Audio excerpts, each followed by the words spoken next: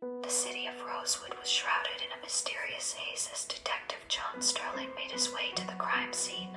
He had been on the force for over 10 years and had seen his fair share of strange cases, but this one was unlike anything he had ever encountered. The victim was a young woman, just 23 years old, who had been found dead in her apartment.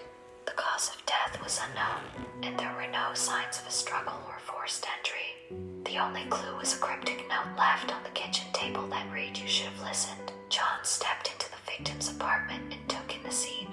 The place was pristine, not a single item out of place. It was as if the victim had known her killer and let them in willingly.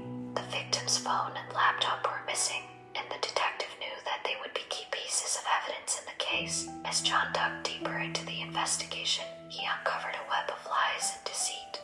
The victim was a successful businesswoman, but her past was shrouded in secrecy.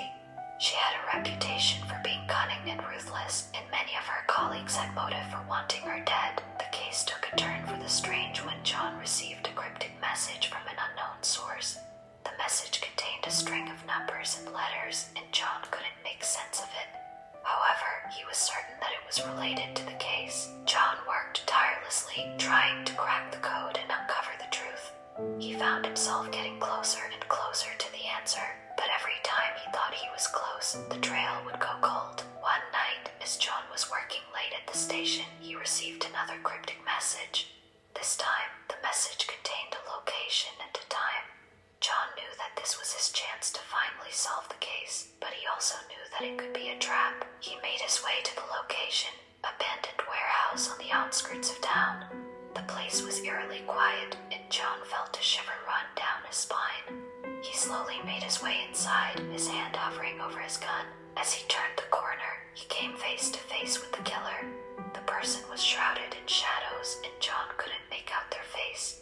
However, he could see the glint of a knife in their hand. John drew his gun, his heart pounding in his chest.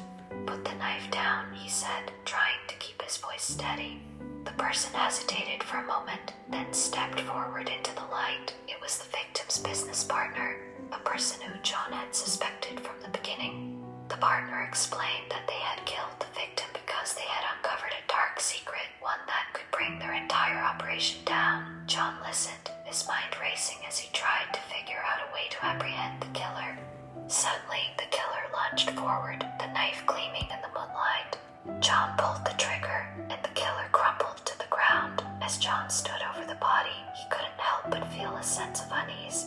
The case was finally solved, but the cryptic messages and strange occurrences still lingered in his mind.